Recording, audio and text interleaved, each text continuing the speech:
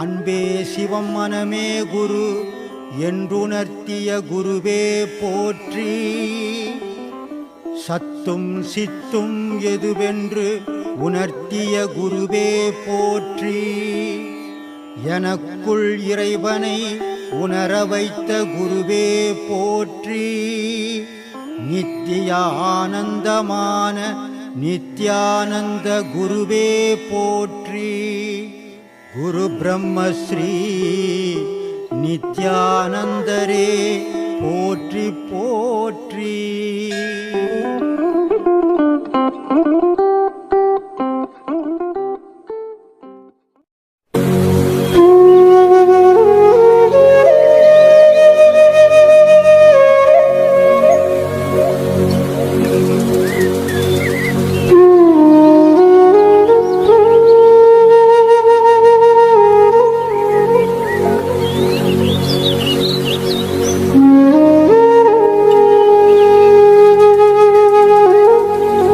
இந்த மாதிரியான நிகழ்வுகளை எடுத்து போடும்போது இது பார்க்கறதோட மட்டும் விட்டுடாதீங்க. பாட்டு சப்ஸ்கிரைப் பண்ணுங்க. மெயினா அவங்களுக்கு மேலும் மேலும் ஊக்கத்தை கொடுங்க. இன்னும் தொடர்ந்து பல நிகழ்ச்சிகள் நடத்துறதுக்கு அவங்களுக்கு ஆர்வம் வரும். அதுக்கு உங்களுடைய எல்லாருடைய அன்பும் தேவை. நன்றி, வணக்கம். மனிதனுடைய வாழ்க்கையில இன்னல்கள் அனுபவிக்கிறது வாழ்க்கையினுடைய ஒரு பகுதி. ஆனால் இந்த 2020 வரைக்கும் இந்த மக்கள், இந்த ஒரு நாடில் உலக மக்கள் அனைவருமே படாத பாடுபட்டுட்டாங்க. 2019 2020 வரைக்கும் உலகமே ஒரு அமைதியாக இல்லை. அந்த கொரோனாஸ்ன்ற ஒரு கொடிய நோய் உலக மக்கள் எல்லாம் பயம்படுத்தி, நாடுகள் எல்லாம் பயம்படுத்தி அவங்களுடைய வாழ்க்கைகள் சின்னாபின்னமாக ஆகிட்டு இருக்குது. அப்போது சாதாரணமாக சம்பாரித்து வாழும்போதே துன்பப்படுறான். சம்பாதனையே இல்லாமல் மனிதன் குழந்தை குட்டிங்களை வாழறதுக்கு துன்பப்படும் போது அவனுடைய வாழ்க்கை மரணத்துக்கு சமமாக ஆகிடும். ஆனால் இந்த 2019 2020 வரைக்கும் நடந்த விபத்துக்கள் 2019 2020க்குள்ளே நீங்கள் அனுபவித்த துன்பங்கள் 2021 இருக்காது. 2021 கடந்ததாகவே இருக்கட்டும். இனிமேல் வர்றது நன்மையாகவே நடக்கட்டும். நல்லதையே நம்ம நினைப்போம், நல்லதே நடக்கும். இறைவனை உலக மக்கள் அனைவரையும் நான் விரும்பி கேட்டுக்கிறது அதே ஒன்று தான். எதுவுமே உங்களுக்கு நிலையானது இல்லை. இறைவன் மட்டுமே நிலையானவன், நீங்கள் மட்டுமே நிலையானவன். அந்த இறைவனை மனசில் நிறுத்தும் போது உங்களுக்கு வர துன்பங்கள் மறைஞ்சி போகும். நான் ஏற்கனவே ஒரு வீடியோவில் நீங்கள் கேட்டதுக்கு ஆரம்பம் மார்ச் மாதம், போன மார்ச் மாதத்துலேயே இந்த கொரோனாஸை பற்றி நீங்கள் ஒரு பேட்டி கேட்டீங்க. அப்போவே நான் சொன்னேன், இந்த உலக மக்கள் அனைவருக்கும் கொரோனாஸ் வந்தவனும் சரி, இல்லை வரப்போகிறவனும் சரி, எல்லாருமே மூச்சு பயிற்சி பண்ணுங்க. அந்த மூச்சு பயிற்சி இந்த கொரோனா ஹவுஸ்லேருந்து வெளியேற்றுறவங்களை யாருமே நீங்கள் பயப்பட வேண்டிய அவசியமே கிடையாது. இன்றைக்கி உலகத்தில் என்னுடைய சீடர்கள் எத்தனையோ நாட்டில், அமெரிக்காவில் இருக்கிறோம், லண்டனில் இருக்கிறோம், கனடாவில் இருக்கிறோம், மலேசியாவில் இருக்கிறோம், சிங்கப்பூரில் இருக்கிறோம், டென்மார்க்கில் இருக்கிறோம், எல்லா நாட்டிலையும் என்னுடைய சீடர்கள் இருக்கிறாங்க. ஆனால் யாரையுமே இந்த உலகத்தையே ஆட்டி படைக்கிற கொரோனா என்னுடைய சீடர்களை நெருங்கவே இல்லை.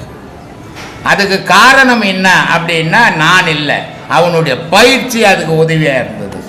இதை எல்லாரும் கடைப்பிடிங்க. எதை கண்டும் பயப்படாதீங்க. இறைவன் இதுக்கெல்லாம் ஒரு தீர்வு காணுவான். மனிதனால் தீர்வு காண முடியாது. இறைவன் அழிச்சான்னா இந்த துன்பங்கள்லாம் பறந்து போயிடும். 2021 எல்லாரும் ஆனந்தமான வாழ்க்கையை வாழ அந்த புது வருஷத்தை வரவேற்று நம்ம வணங்கி வழிபடுவோம். நன்றி, வணக்கம். சாமி வணக்கம். நீங்கள் ஒரு தடவை ஒரு ஸ்பீச்சில் சொல்லியிருந்தீங்க, அப்பா அம்மாவோட கர்மா பிள்ளைக்கு வந்துடும் அப்படின்னு சொன்னீங்க. அதே நேரத்தில் ஒரு உயிர் பிறந்தா 16 நாளில் பிறந்துருன்னு சொன்னீங்க. இப்போ அப்பா அம்மா கர்மா பிள்ளை கொடுத்துட்டாங்க. இந்த அப்பா அம்மா இறந்து போயிட்டாங்கன்னா அவங்க எந்த கர்மா வச்சு பிறப்பாங்க? நீ எதுலேருந்து பிறந்த? அப்பா அம்மாவோட அப்பா அம்மாவில் எல்லாரும் குழந்தை பெற்றுக்கிறான். அப்பா அம்மாவனுடைய விந்துலேருந்து தான் பிறப்பான். மனுஷனுக்கு கர்மம் எங்கே இருக்குதுன்னா விந்துல தான் இருக்குது. அந்த விந்து பரிமாறி ஒரு உருவமாக்குந்து நீ அவங்க அப்பா அம்மா. அப்போ அவங்க கர்மெல்லாம் உங்கள்கிட்ட தான் இருக்குது. சரி, புரியுதா? அதனால் அந்த கர்ம வினை அழிக்கணும்னு சொன்னால் எந்த கடவுள் வழிபாட்டிலையும் அழிக்க முடியாது. உன் உடலுக்குள்ளே ஒரு தீயை மூட்டினீங்கன்னா தான் அந்த பாவம் அழிக்க முடியும். அந்த தீயை மூட்டுறது தான் யோகம். இல்லை அந்த அப்பா அம்மா பிறந்தா அவங்க திருப்பி பிறப்பாங்களான்னு? அவங்க ஏன்ப்பா அவங்க எங்கன்னா பிறந்துட்டு போகிறாங்க, உனக்கு என்ன போச்சு? எப்போ மலேசியாவிலேருந்து எனக்கு ஒருத்தர் சிங்கப்பூர்லேருந்து ஒருத்தர் ஃபோன் பண்ணார் போன மாதம். அவங்க அப்பா இறந்து ஒரு வருஷம் கூட ஆகலையா. அவர் சொல்கிறார், சாமி நான் ஒரு வருஷம் கூட ஆகலை, ஏதாவது நன்மைகள் செய்யலாமான்னாரு. உன் அப்பா செத்த உடனே என்னப்பா பண்ணேன்னு? விளக்கு கொளுத்தினேன் சாமி. அப்புறம் என்ன பண்ணேன்? தேங்காய் உடைச்சேன். அப்புறம் என்ன பண்ணேன்? ஊதுவத்தி கொளுத்தினேன். அப்புறம் என்ன பண்ணேன்? கற்பூரம் கொளுத்தினேன். இப்போ அந்த செத்து போய் இந்த பணத்துக்கு கொளுத்தினியா உங்கள் அப்பாவுக்கு கொளுத்தினியாப்பான்னு? இல்லை சாமி எங்கள் அப்பாவுக்கு தான் கொளுத்தினேன். அப்போது புணம்ன்றது அம்மா அப்பாவினுடைய தீட்டால் செய்யப்பட்டது. உள்ளே இருக்கிற பொருள் கடவுளால் செய்யப்பட்டது. அது யாரும் மனுஷன் செய்திட முடியாது. அப்போது அந்த பொருளுக்கு தான் நீ வணங்கி இருக்கிற. தீட்டான பொருளே போய் பொச்சு புட்ட எங்கடா தீட்டு உட்காந்தீங்க தங்க? இது புரியணும். தாய் தகப்பனுடைய தீட்டில் நீ பிறந்த, அந்த தீட்டிலேருந்து வந்த பாவம் தான் உனக்கு இருக்குது. அதே நேரத்தில் அதுலேருந்து வந்த புண்ணியமும் இருக்குது. இதை அழிக்கணும். இது வேணா எனக்கு, நான் கடவுள் போகணுன்றவனுக்கு நீ உள்ள ஒரு நெருப்பை கொளுத்தினா அந்த பாவங்கள் அழியும். வேறு எதாலும் எந்த கடவுள் வழிபாட்டிலையும் அழிக்க முடியாது. ஏன்னா நமக்கு மனுஷனுக்கு ஒன்றுத்துக்கு இன்றைக்கி பிறந்த நாளைக்கு செத்து போகிற மனுஷனுக்கே நமக்கு இவ்வளோ அறிவுக்குது. இதெல்லாம் போய் கடவுளை கும்பிட்டு கடவுள்கிட்ட கொடுத்துடலாம் நம்ம பாவத்தெல்லான்ட்டு. கடவுள் அவ்வளோ பேர் பைத்தியக்காரனா? நம்மளே இவ்வளோ அறிவாளியாகிறோம், கடவுள் எவ்வளோ அறிவாளி? தொடவே மாட்டா உன் பாவ புண்ணியத்தை நீயே அனுபவிச்சுட்டு போனோம் அவங்ககிட்ட. அவன் எப்படி அமிச்சானோ அப்படி போனா சேர்ப்பான். நீ வேறு மாதிரி போனா உன்னை சேர்க்க மாட்டான். காது மல்லியாச்சு இங்கேயே தெத்திடுவான். இதான் உலகத்தில் நடந்துன்னுக்கிற விஷயம். சாமி அங்கே அன்னதானம் பண்ணுறாங்களே, அது எல்லாருக்கும் எப்படி வேணாலும் பண்ணலாமா? எப்படி அன்னதானம் பண்ணணும்னு முடிவு பண்ணிட்டேன். அப்போ யாருக்கு பண்ணுவாத்த? அதான் இருக்கப்பட்ட நீயே ஒரு 50 கிலோ ஆக்கி வச்சு துண்ண முடியுமா? 4 பேருக்கு போடுறதுக்கு தானே அன்னதானம். அது எப்படியாப்பட்டவனா இருந்தானா? உள்ளே இருக்கிற உயிர் தானே, அந்த உயிருக்கு தானே அன்னதானம் பண்ணுற. அதில் என்ன வேற்றுமை இருக்குது? உயர்ந்தவன் தாழ்ந்த ஜாதி, உயர்ந்த ஜாதி, பணக்காரன், ஏழை, இதெல்லாம் அன்னதானம் பண்ணுறோம். பார்க்கவே கூடாது. பார்த்தான்னா அவன் சுயநலத்தில் அன்னதானம் பண்ணுறான்னு அர்த்தம். பொதுநலத்தில் அன்னதானம் பண்ணுறவன் ஜாதி மதம் ஈனம் கோலம் கோத்திரம் எதையும் பார்க்காதவன் தான் கடவுள் வழிபாட்டில் உள்ளவன். அவன் அன்னதானம் எல்லாருக்கும் உரிமை உள்ளது. அது ஒருத்தனுக்கு தாழ்ந்தவனுக்கு உயர்ந்தவனுக்குலாம் கிடையாது. அதனால் அன்னதானம்ன்றது மனுஷனுக்கு பண்ணுறேன்னு எப்பவுமே நினைக்காதீங்க. கடவுள்ன்ற ஒரு பொருள் உங்களுக்குள்ளே இல்லைன்னா மனுஷன்ற நீங்கள் இருக்க மாட்டீங்க இல்லையா? அப்போ கடவுள்ன்ற பொருள் இருக்கணும் உங்களுக்குள்ளன்னா அன்னதம் வேணும், சாப்பாடு வேணும். நான் ஏற்கனவே ஒரு வீடியோவில் கூட சொல்லிக்கிறேன். கடவுள் என்னை காப்பாற்றிடுவார்னு போய் 10 நாள் ஒரு ரூமில் போட்டு ஒருத்தனை போட்டு, கடவுளே இல்லை சோறு தான் கடவுள்ன்றவனை ஒரு ரூமில் போட்டு சாப்பாடு ஓனன்றவனு கொடு, கடவுள் ஓனன்றவனுக்கு விட்டுடு. 10 நாள் 10 கதவு தந்தீங்கன்னா சாப்பிட்டவன் கிழங்கு மாதிரி நல்லா வெளியே வருவான். கடவுள் ஓனன்றவன் செத்து போயிருப்பான்னு. கடவுள் எல்லாம் எவனையும் காப்பாற்ற மாட்டார். இந்த உலகத்தில் ஒருத்தரை காப்பாற்றணும்னா சாப்பாடு தான். அந்த சாப்பாட்டை நான் கடவுளுக்காக பண்ணுறேன்னு நினச்சின்னு பண்ணுங்க போங்க. ஐயா என் பேர் குமரேஷன். சரிப்பா. இந்த கேள்வி கேட்கணுமா கேட்கக்கூடாதா தெரியல, ஆனால் கேட்குறேன். பெரியவங்கெல்லாம் சொல்லுவாங்க எங்கேயாவது போனால் நாவடக்கம் இருக்கணும்னு. ஆமாம், நம்ம பாடத்துலேயும் அந்த நாவடக்கன்ட்டு ஒன்று வருது. சரி, அதுக்கு இதுக்கு என்ன ஐயா சம்பந்தம்? இந்த மாதிரி கூட்டத்தில் வந்து ஐயா நான் தான் அறிவாளி அப்படின்னு பேசினேன்னா அவனோட முட்டாள் யாரும் கிடையாது. ஏன்னா எல்லாம் குரு பேசுறாருன்னு கம்முன்னுப்பான். சில பேர் என்ன பண்ணுவோம், அதனை பரிசுங்க மாதிரி வருவான், எனக்கு எல்லாம் தெரியான்னு வருவான், ஒன்றும் தெரியாது. அதனால் சொல்கிறாரு வள்ளுவர், யாகவராயனும் நாகாக்க சோகாப்பர் சொல்லியிருக்கப்பட அடுப்பா இந்த மாதிரி பேசுகிற அசிங்கப்பட்டு போட்டு விடான்னாரு. அதனால் அசிங்கப்படக்கூடாதுன்னா நாக்கு அடக்கி வாழு. அன்பே சிவம், மனமே குரு, மனம் மனத்தினில் ஒடுங்கி மாயையெல்லாம் நீக்கி தூய ஒளி கிளம்பி என் துன்பமெல்லாம் தீர்த்து தாயை காட்டி தந்தையுடன் சேரவும் அருள் புரிய வேண்டும். ஓம் நமச்சிவாய. ஓம் சிவாய நம. நீ பொண்ணு பார்க்க போற, உன் பிள்ளையிட்ட போய் ஒரு பொண்ணை காட்டுறேன். பொண்ணு தானே காட்டினேன், நீ ஒன்றும் கல்ல காட்டல இல்லை.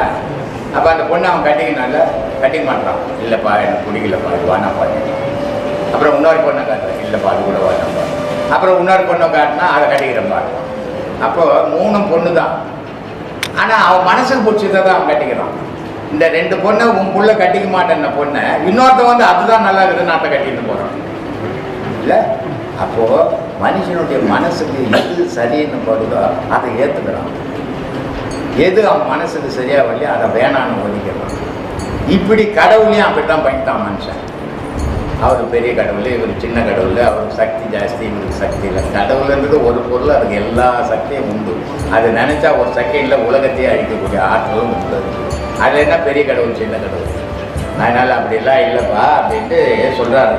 தில்லை நாயகன் அவன் தில்லை நாயகன் யாரு? சிவபெருமான். திருவரங்கனும் அவனே. ஸ்ரீரங்கத்தில் இருக்கிற பெருமாள் தான் அவன் தான்.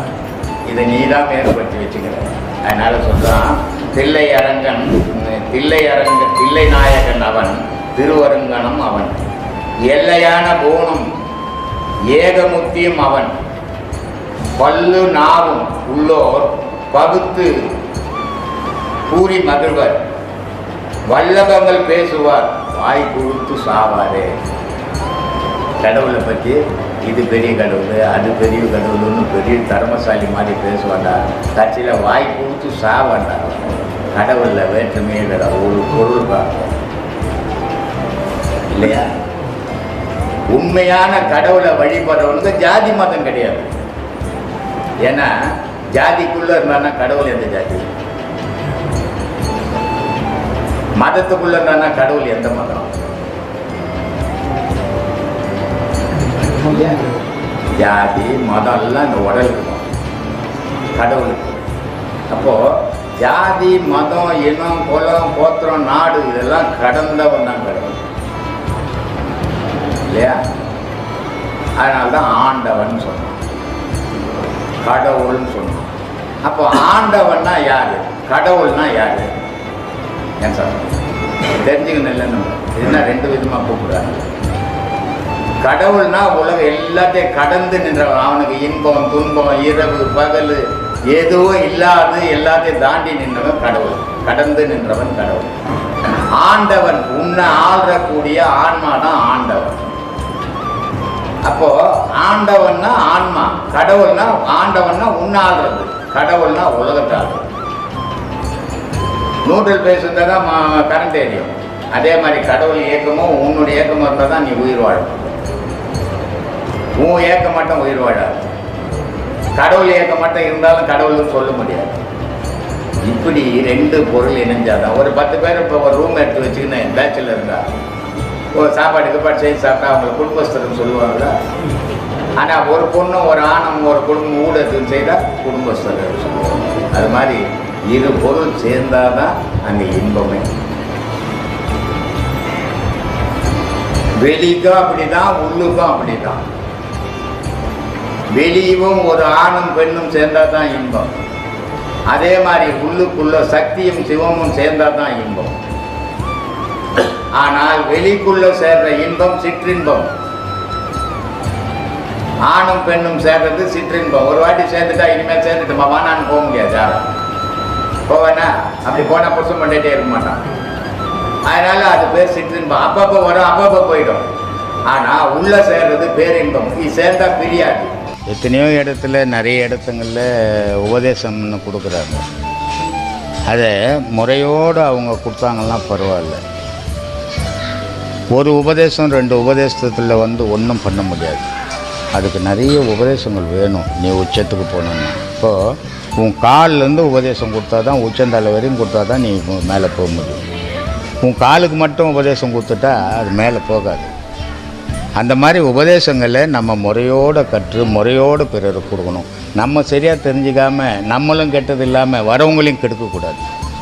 அதை விட நன்மை செய்கிறேன்னு சொல்லிட்டு போய் கெடுத்துட்டு வர்றதை விட செய்யாமல் இருக்கிறது, யாருக்கும் சொல்லாமல் உன்னை வரைக்கும் நீ தேடியும் போகிறது நல்லது. ஆனால் எனக்கே தெரியாத நான் போய் ஊரெல்லாம் உபதேசம் கொடுக்குறேன் அப்படின்னு போகிறது அது முறையற்ற செயலாகிப்படும். அதனால் எல்லாரும் நல்லதை தெரிஞ்சுங்க, எல்லாரும் நல்ல கடைசி உபதேசம் வரைக்கும் வாங்குங்க, எல்லாரும் குருமார்களாக மாறுங்க. அது எனக்கு சந்தோஷம் தான். ஆனால் எதுவும் தெரிஞ்சிக்காமல் குருமார்களாக மாறுறது எனக்கு வருத்தத்தை தான் கொடுக்குமே தவிர சந்தோஷத்தை கொடுக்காது. இதுக்காக தான் எந்த ஆசிரமத்திலையும் கேள்வி பதில் கேட்டு பதில் சொல்கிறதுக்கு அது ஒரு குருன்னா அவர் வருவார், 1 மணி நேரம் அவர் என்ன சொல்லணும்னு நினச்சாரோ அதை சொல்லுவார், அவர் போயிடுவார். இந்த மாதிரி கேள்வி கேட்க சொல்லி பதில் சொல்கிறது கிடையாது. ஏன் நான் இந்த மாதிரி வச்சுருக்கிறேன் அப்படின்னா, அவன் மனசுக்குள்ளே 1000 சந்தேகத்தை வச்சுக்கின்னு கடவுளை தேட முடியாது. முதல்ல அவன் மனசில் இருக்கிற சந்தேகம் வெளியே போனால் தான் அவன் கடவுளை தேட முடியும். அதனால தான் முதல்ல நீ எதுக்காக வந்த, ஏன் வந்த, என்ன தெரிஞ்சுக்கணும்னு வந்த, இங்கே ஏதாவது அதிசயங்கள் காட்டலான்னு நினச்சின்னு வந்தீங்களா? அந்த மாதிரி இங்கே எதுவுமே கிடையாது. இங்கே ஒரு கடவுளை பற்றி மட்டும்தான் பேசுறது. ஏன்னா நிறைய போகணுங்க எனக்கு. ஜாதகம் பார்க்குறீங்களா, ஜோசியம் பார்க்குறீங்களா, என் புள்ள சேர்த்துப்பட்டா என்ன பண்ணுறது, பொண்டாட்டி சேர்த்துப்பட்டா என்ன பண்ணுறதுன்ட்டு. அதுக்கு நமக்கும் சம்மந்தமே கிடையாது. நான் பேசுறது வரும் ஆண்டவனை பற்றி மட்டும். ஆனால் கம்பெனிக்குள்ளே போன உடனே தொழிலாளின்னு ஒரு வர்க்கம் இருக்குது, ஆபீசர்ஸ்ன்னு ஒரு வர்க்கம் இருக்குது இல்லையா? ஏன் இவ்வளோ பேரை வைக்கணும்? எல்லாம் தொழிலாளின்னு சொல்லலாம்ல. ஏன் ஒவ்வொரு ஆஃபீஸருக்கு ஒரு பேர் ஏடபிள்யூஎம், டபிள்யூஎம், எஸ்எஸ்ஸு, சார்ஜ்மேன் இதெல்லாம் எதுக்கு வைக்கணும்? அப்போ தான் புரியும். அவங்கவுங்க தொழில் அவங்கவுங்க செய்யணும். அது மாதிரி ஆதியில் ஒவ்வொரு தொழில் செய்யறதுக்காக ஜாதியை பிரித்தாங்க. இதில் எந்த ஜாதியும் உயர்ந்ததில்லை, எந்த ஜாதியும் தாழ்ந்ததில்லை, மனித ஜாதி அவ்வளோதான். ஆனால் இப்போ காலப்போக்கில் இந்த அரசியல்வாதியெல்லாம் சேர்ந்து என்ன பண்ணிட்டாங்க, ஜாதிக்குள்ளே ஜாதியை சண்டை மூட்டை விட்டு ஏன் ஜாதி உயர்ந்தது, உன் ஜாதி உயர்ந்ததுன்னு ஆக்கிட்டாங்க. ஜாதியை பிரித்ததுக்கு காரணம்னா அந்தந்த தொழில். இப்போ முதலியார் அப்படின்னா அவர் இந்த ஊர்லேருந்து அடுத்த ஊருக்கு தூது சொல்லணும். கணக்கு பிள்ளை அப்படின்னா அந்த ஊருக்குள்ளே எவ்வளோ நிலங்குது, யார் இருக்குதுன்னு இந்த கணக்கு எடுக்கணும். இப்படி பறையன்னா ஊருக்கு போய் இந்த விஷயம் நடக்க போகுது அப்படின்னு பறை சாட்டுறது. இது ஜாதி இல்லை பறையன்ன்றது. ஜாதின்னு ஆக்கிட்டாங்க. இப்போ ஜாதி கிடையாது, அது தொழில்.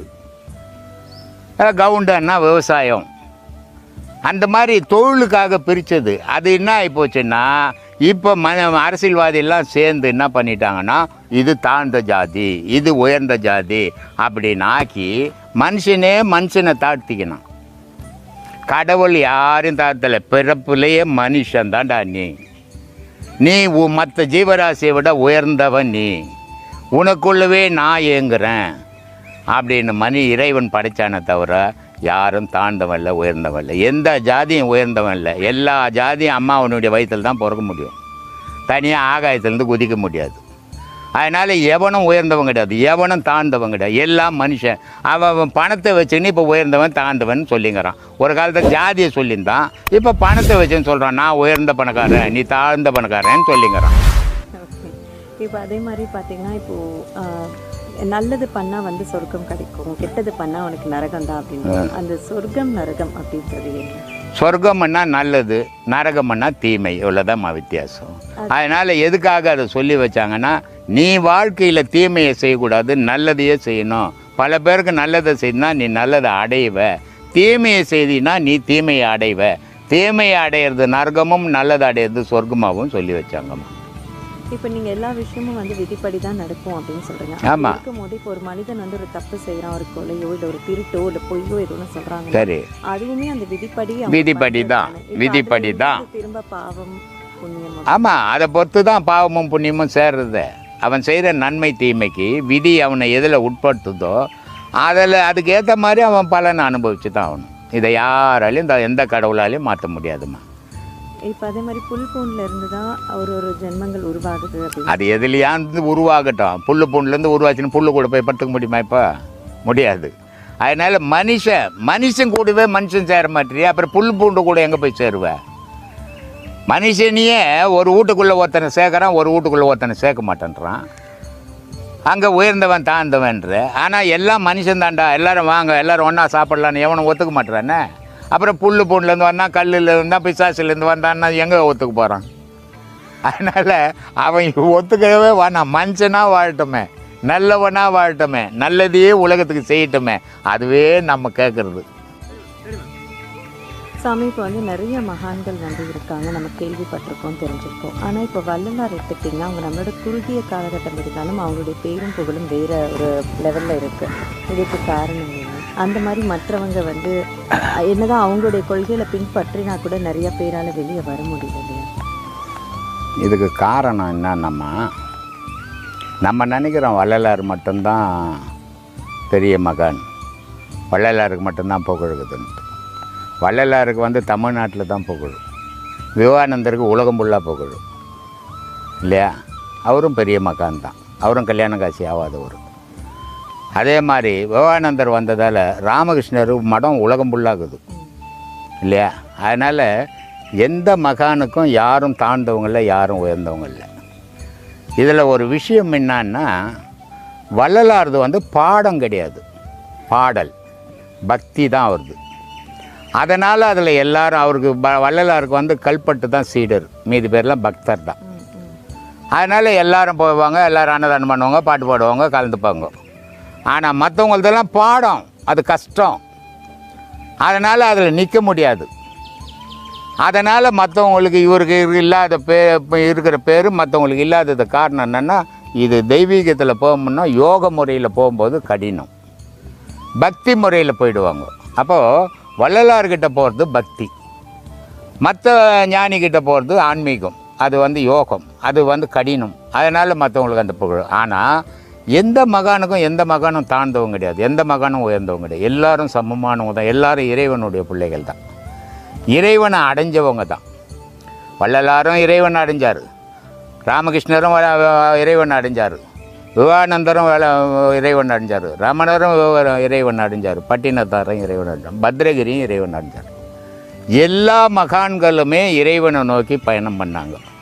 இதில் வித்தியாசங்கள்னால் மற்றவனை அந்த பயணத்துக்கு வலிக்கும் போது யோகத்தில் வரணும், அதனால் அதில் போகிறது கடினம், அதனால் கூட்டம் கம்மி. அது இவரது வந்து பக்தி, கோயிலுக்கு போகிற மாதிரி கதை வருது, அதனால் கூட்டம் ஜாஸ்தி தமிழ்நாட்டில்.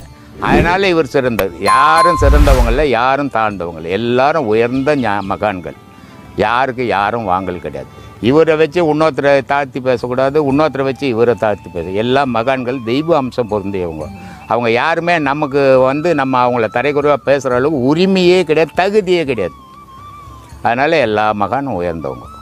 இப்போ நம்ம கோவிலுக்கு போனோம் அப்படின்னா அந்த பிரகாரத்தை சுற்றிட்டு நம்ம கொஞ்சம் நேரம் உட்காந்து எழுந்து தான் வரணும் அப்படின்றாங்க. இதை பற்றி உங்களுடைய கருத்து? மூச்சு அடங்கணும், மூச்சு வாங்க கோயிலை சுற்றும்போது மூச்சு வாங்குது, மூச்சு வாங்க வெளியே வரக்கூடாது, உட்காந்து சாந்தப்படுத்திக்கின்னு வா அப்படின்றது தான் உட்கார சொல்கிறாங்க. இப்போது கோவிலுக்கு போனால், பெருமாள் கோயிலுக்கு போனால் முன்னெல்லாம் துளசி போட்டு தீர்த்தம் கொடுப்பாங்க. சிவன் கோயிலுக்கு போனால் நெய் போட்டு பொங்கல் கொடுப்பாங்க, வெண்பொங்கல் கொடுப்பாங்க. இந்த தீர்த்தம் கொடுக்குறதால என்ன கடவுள் வந்து கொடுப்பாரா? இல்லை இந்த வெண்பொங்கல் கொடுக்குறதால கடவுள் வந்து கொடுத்தாரான்னா கிடையாது. கோவில் ஊரை விட்டு 1 கிலோமீட்டர் தூரம் இருக்கும். அந்த 1 கிலோமீட்டர் தூரம் அவன் நடந்து வந்து அந்த மூச்சாகப்பட்டது இந்த நெஞ்சு காஞ்சி போயிடும். காஞ்சி போச்சுன்னா எது சாப்பிட்டாலும் அவனுக்கு அடைச்சிக்கும். அதனால் இந்த துளசி தீர்த்தம் கொடுக்கும்போது குளிர்த்தி ஆக்கிட்டோம், அவன் சாப்பிட்டா பாதிப்பு வராது. அதே மாதிரி சிவன் கோயிலுக்கு போய் அந்த நெய்ப்பொங்கல் கொடுக்கும்போது அவனுக்கு வழன்னு ஆகிடும், எது சாப்பிட்டாலும் அடைக்காது. இதுக்காக தான் கொடுத்தாங்க, கடவுள் வந்து இன்னும் கொடுக்கறதில்ல. ஆனால் மனுஷன் இந்த பக்தி மூலிமா அதை வாங்கி கையில் ஒத்திக்கின்னு சாப்பிடுவான். இது இவனுடைய பாவனை. எது ஒன்றும் தாழ்ந்தது கிடையாது, உயர்ந்தது கிடையாது. இப்போ அதே மாதிரி ஆந்திரா கிட்ட ஒரு விநாயகர் கோயிலில் பார்த்தீங்கன்னா, இப்போது யாரானு பொய் சத்தியம் பண்ணுறாங்க அப்படின்னா அது வந்து காட்டி கொடுக்கும் அப்படின்னு ஒரு ஐதீகம் இருக்குது. அதனால் அந்த ஊரில் என்ன பண்ணுவாங்க, ஏதாவது ஒரு தப்பு நடக்குது அப்படின்னா நீ அந்த கோயிலில் வந்து சத்தியம் பண்ண அப்படின்லாம் சொல்லுவாங்க. இதை பற்றி நீங்கள் என்ன சொல்லுங்கள்? கவர்மெண்ட் இட்டுன்னு போயிடலாம். இந்த கோர்ட்டில் போய் சொல்கிறான்ல, எல்லாரும் அந்த பிள்ளையார் கோயிலில் 2 சத்தியம் பண்ண தெரிஞ்சு போகுது. சொல்லுமா, இது மனுஷன், நான் தான் சொல்லிக்கிறேன்ல, மனுஷனுடைய நம்பிக்கைக்கு எதையும் செய்வான். ஒரு திருடம் கூட இருக்க மாட்டான் ஆந்திராவில், தெரியுமா? அங்கே காட்டி கொடுக்குறதா இருந்ததுன்னா இதெல்லாம் மனிதனுடைய பிரம்மை. அவங்க பேசுகிற பேச்சு பேச வைக்கிறது. ஒன்றும் இல்லை, எத்தனையோ மகான்கள் கோயில் இருக்குது, எத்தனையோ மகான்கள் ஆசிரமங்கள் இருக்குது. சாய்பாபா கோயில் மாதிரி எங்கன்னா உருவாக்கிதா? ஏன் என்ன பண்ணு? சாய்பாபாவுக்கு தமிழ்நாட்டுக்கு என்ன சம்பந்தங்குது? சாய்பாபாவும் மராட்டிக்காரருக்கு தான் சம்பந்தம். இங்கே என்ன சம்பந்தங்குது? ஜனங்க அதை பிரபலியப்படுத்துகிறாங்க. இப்படி அப்படி இப்படின்னு மனுஷன் பேசுறதை வச்சு தான் அடுத்த மனுஷன் செயலுக்கு போகிறது. அந்த மாதிரி எதை அதிகப்படுத்துகிறாங்களோ அது அங்கே இருக்கிற பிள்ளையார் தான் போய் சொல்ல மாட்டார், இங்கே இருக்கிற பிள்ளையாரில் போய் சொல்லி தெரிவார். அப்போ இது மனுஷனுடைய எண்ணம், மனுஷனுடைய செயல், மனுஷனுடைய பேச்சு. அதுக்காக அங்கே சொல்கிறாங்க. கவர்மெண்ட்டில் மொத்த பேரும் பிடிச்சின்னு போய் போட்டு அங்கே சொல்கிற சத்தியம் பண்ணுறான்னு இல்லாமல், சாமி நான் வந்து நினைச்சதெல்லாம் அடையணும். ஆமாம், அதுக்கு நான் என்னென்னலாம் பண்ணணும்? நான் கூட அப்படித்தான் நினைக்கிறேன். ஆனால் ஒன்றுமே பண்ண முடியலம்மா என்னால். மனுஷன் நினச்சதுதான் முடிஞ்சதுன்னா கடவுளுக்கு வேலை இல்லாத கூடுமா? ஒரு மனிதன் இதை தான் அடையணும், இப்படி தான் வாழணும்னு இறைவன் வகுத்து வச்சுட்டான். அந்த வட்டத்துக்குள்ளதான் நீ வாழ முடியுமே தவிர அந்த வட்டத்தை தாண்டி உன்னால உயிரோட வாழ முடியாது. உனக்கு ஆசை, இந்த ஊர் என் பேரில் இருந்தால் நல்லா இருக்குங்க, நான் ஆசைப்படுறேங்க அப்படின்னு. சரி, இந்த பொண்ணு ஆசைப்பட்டு இந்த போலி வாக்கத்தை இந்த பேரில் எழுதிடலாம் அப்படின்னு எழுதிட்டா இது என்ன பண்ணும்? ஒரு ஊரை எழுதிட்டு இல்லை, கேட்டது இல்லை, எழுதியாச்சு இல்லை. சரி, போலி வாக்கம் போதுங்க, இங்கே இருக்கிற ஜனங்கள்லாம் நான் மேய்ச்சிக்கு நல்லா இருப்பேன்னு சொல்லலாம் இல்லை. இல்லைங்க, இது பார்த்தா சத்திரம் கூட எதுனா நல்லா இருக்கணும். இந்தியாவையே ஒரு மனித மேலே எழுதுன்னா அமெரிக்காவையும் எழுதுன்னுவான். ஏன்னா ஆசைன்ற சொல்லுக்கு அளவு கிடையாது. அதனால ஒரு ஆசைக்குள்ள வாழும் போது அமைதியா வாழ்வ. ஆசை கடந்து எல்லாம் உனக்கு ஓணும்னு நினைச்சுன்னா நீ அமைதியை இழந்துடுவ. சொல்லுமா, பட்டு பட்டு பட்டு பட்டுன்னு சொல்லணும். இந்த பக்கத்தில் அவர் இருக்கிறார், அவர் போடலாம் காவ வைக்கிறோம். அப்போ இந்த மனிதர்களுக்கு மட்டும் ஏன் பொன் மண் பணத்து மேல ஆசை போதவே மாட்டேங்குது? போவாது, எனக்கும் சரி போவாதுமா. சில பேர் செத்து போயிட்டாருன்னா உயிர் போவாது. அவனுக்கு என்ன பண்ணுவாங்க தெரியுமா? காசை ஏய்ச்சி வாயில் ஊற்றிடுவாங்க, தங்கத்தை ஏய்ச்சி வாயில் ஊற்றுவாங்க. ஏன்னா இவன் அந்த உலகத்து மேலே அவ்வளோ ஆசை. இவன் எங்கே கடவுளாட்ட போகிறது? இங்கேயே நாயும் பேயுமா தான் தெரிவான். மனுஷனுடைய பிறப்பை பற்றி சொல்கிற கேட்டுக்கோ. மனிதன், எந்த ஒரு மனிதன் அவனுடைய உயிரை நினைக்காம வாழறானோ அவன் கண்ணெதிர இருக்கிற மிருகமாக கூட அடுத்த பிறவியில் போயிடுவான். எவன் ஒருத்தன் தன்னுடைய உடலை மறந்து உயிரோட உறவாடுறானோ அவன் 100 வாட்டி போறதாலும் மனிதனாவே பிறப்பான். அதனாலதான் இவ்வளவு கத்துங்கிற, நீ பெரிய மகான் ஆவாத, பெரிய ஞானி ஆவாத, 10 வாட்டி போறதால மனுஷனா போறத கத்துக்கடா அப்படின்ட்டு. அதனால இந்த ஆசைன்றது எது மேல இருக்கணும்னா பொன் பொருள் மேல இருக்கக்கூடாது, உன் உயிர் மேல இருக்கணும். உன் உயிர் மேல இருந்தால் அது தவறில்லை. பொன் பொருள் மேல போச்சுன்னா பொறாமையும் வேதனையும் வந்து சேர்ந்துடும். நீ எதை நினைக்கிறியோ அது கிடைச்சதுன்னா உன் மனசு சந்தோஷப்பட்டுடும். நீ எதை நினைக்கிறியோ அது கிடைக்கலன்னா நீ துக்கப்படுவ.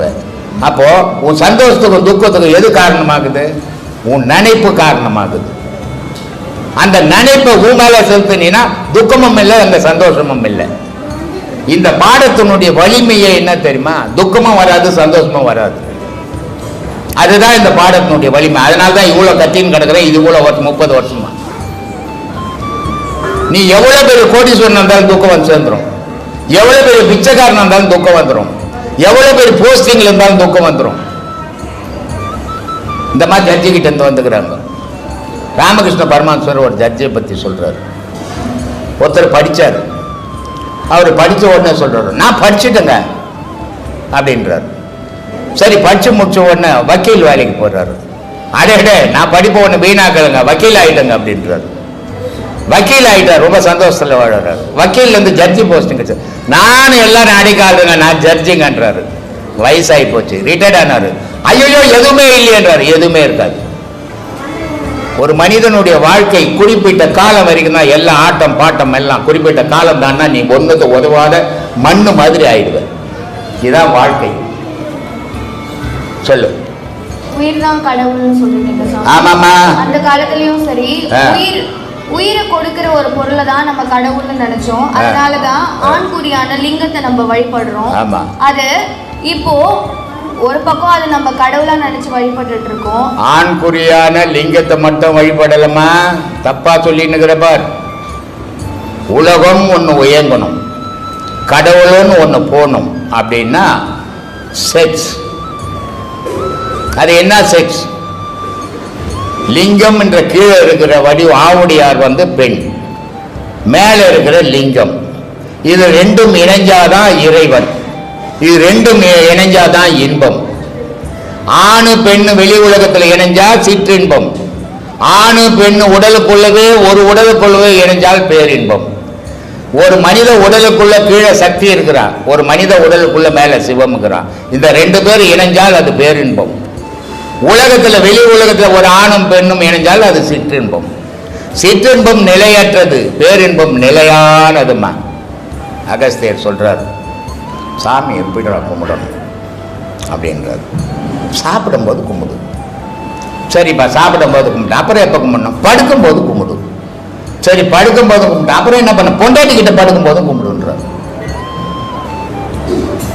ஏன்னா சாமின்னா விந்துடான்றார். சாமின்னா இது விந்து. நான் ஏற்கனவே சொன்னேன்ல, கண்ணில் விந்து இல்லைன்னா உயிர் போயிடும். உயிர் போகிற நேரத்தில் ஆண்குறி பெண்குறியில் விந்து வெளியேறிடும். வெளியேறி போச்சுன்னா டாக்டர் தூக்கி பார்த்துட்டு துபாய் தூக்கி போட்டு இருந்தோம். அப்போ விந்து விட்டவன் வந்து சாவான். ஆமாம், போச்சுன்னா போன்னு ஊத வேண்டியதுதான், வேற ஒன்றும் பண்ண முடியாது. அதனால சொல்றாரு, உண்ணும் போதும் உறங்கும் போதும் உயிரெழுத்தே உயிரே வாங்கும். உயிரெழுத்துனா என்ன சாமி? உயிரெழுத்துன்னா உயிரெழுத்து. அப்போ எங்க இருக்குது? இடுப்புல இருக்குது மனுஷனுக்கு. எங்க இருக்குது? உச்சியில இருக்குது. எங்க இருக்குது? வயிற்றுல இருக்குது. இதனால தானே நான் ஏற்கனவே சொல்லியிருக்கிறேன், 5 தத்துவம். என்னென்ன தத்துவம்? நீர், நெருப்பு, ஆகாயம், பூமி, பஞ்சபூதங்கள் சேர்ந்தது நம்ம. பஞ்சபூதங்கள் நமக்குள்ள என்னவா இருக்குது இல்லையா? ஓம்னா உயிர். அந்த உயிராகப்பட்டது எங்க இருக்குன்னா இடுப்புல இருக்குது. இடுப்புல எப்படி இருக்குது? 2 புட்டங்கள் இணையற இடத்துல முதுகு தண்டுனுடைய கடைசி பகுதியில் இருக்குது. அதான் குண்டலினி இல்லையா? அப்போ அதுக்கு பேர் அப்போ அது ஓம். அப்போ ஓம் விட்டுடு. அடுத்தது மண்ணு. நான் ஆண் பெண் குறியீருன்னு அது நான் அதுக்கு பிரம்மா கடவுள். உயிர்னா அம்பாள் கடவுள் இல்லையா? அடுத்தது அதானே நமச்சிவாயா. எண்ணி பாருங்க, எழுதி பாருங்க. நமச்சிவாயா அப்படின்னு சொல்லின்னு போறீங்க கோயிலில். ஒரு நமச்சிவாயான்னு சொன்னால் அதுக்கு உயிர் கிடையாது.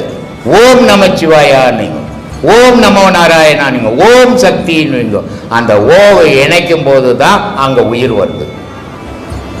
அந்த வெறும் 5 பொருளை சொன்னீங்களா அது உயிர் கிடையாது. அப்போ தொப்புள் என்னவாகுதுன்னா தண்ணி ஆகுது. தண்ணி என்னவாகுதுன்னா மாவாகுது. மான்னா மகாரம் தண்ணி. நான் ஆண் பெண் குறியிருந்து. ஓம்னா பிரணவம் இல்லையா? அடுத்தது நெருப்பு ஆகுது. அதுக்கு அடுத்தது காத்தா இருக்குது. அதுக்கு அடுத்தது ஆகாயமாகுது. அப்போ நான்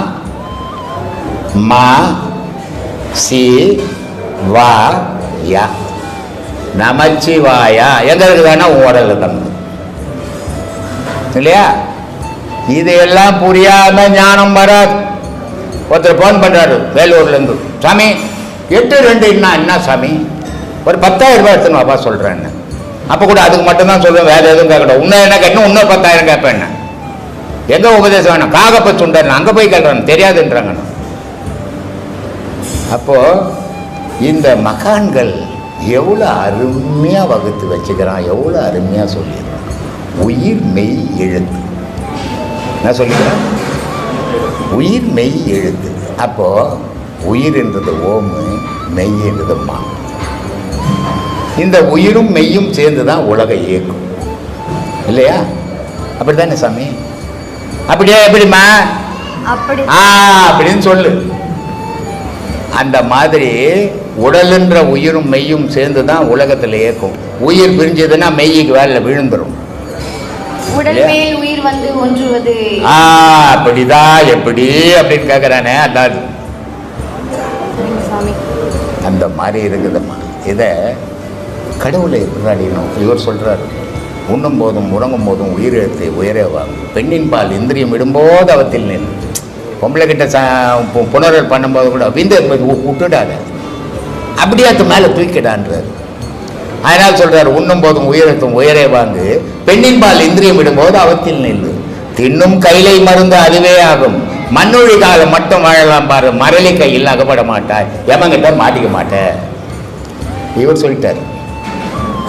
யார் சொல்றாரு? அகத்தியர் சொல்றாரு.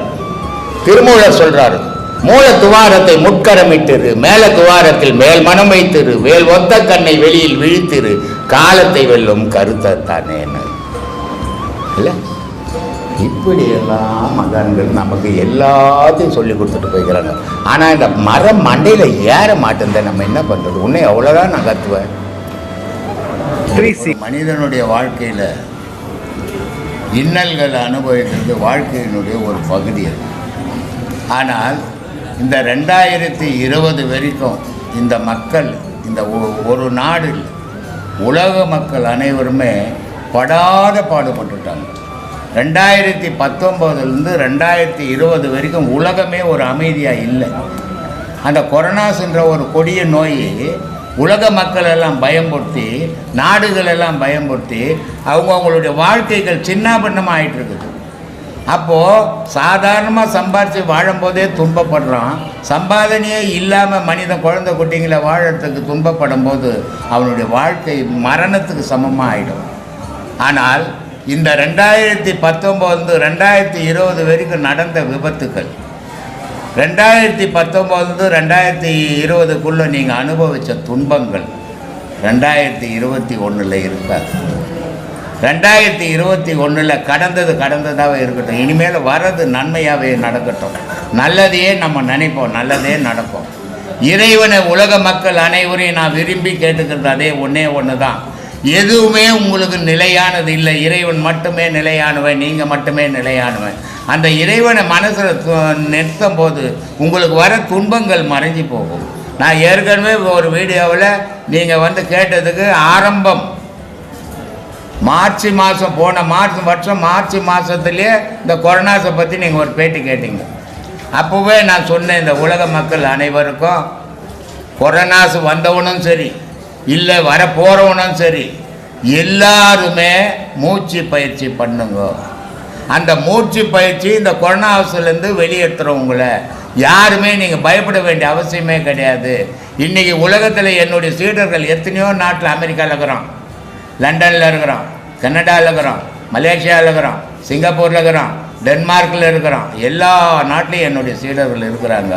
ஆனால் யாரையுமே இந்த உலகத்தையே ஆட்டி படைக்கிற கொரோனா என்னுடைய சீடர்களை நெருங்கவே இல்லை. அதுக்கு காரணம் என்ன அப்படின்னா நான் இல்லை, அவனுடைய பயிற்சி அதுக்கு உதவியாக இருந்தது. இதை எல்லாரும் கடைப்பிடிங்க, எதை கண்டும் பயப்படாதீங்க. இறைவன் இதுக்கெல்லாம் ஒரு தீர்வு காணுவான். மனிதனால் தீர்வு காண முடியாது. இறைவன் அழிச்சானா இந்த துன்பங்கள்லாம் பறந்து போயிடும். 2021 எல்லாரும் ஆனந்தமான வாழ்க்கையை வாழ அந்த புது வருஷத்தை வரவேற்று நம்ம வணங்கி வழிபடுவோம். நன்றி, வணக்கம். சாமி வணக்கம். இந்த நீங்கள் ஒரு தடவை ஒரு ஸ்பீச்சில் சொல்லியிருந்தீங்க, அப்பா அம்மாவோட கர்மா பிள்ளைக்கு வந்துடும் அப்படின்னு சொன்னீங்க. அதே நேரத்தில் ஒரு உயிர் பிறந்தா 16 நாளில் பிறந்துரும்னு சொன்னீங்க.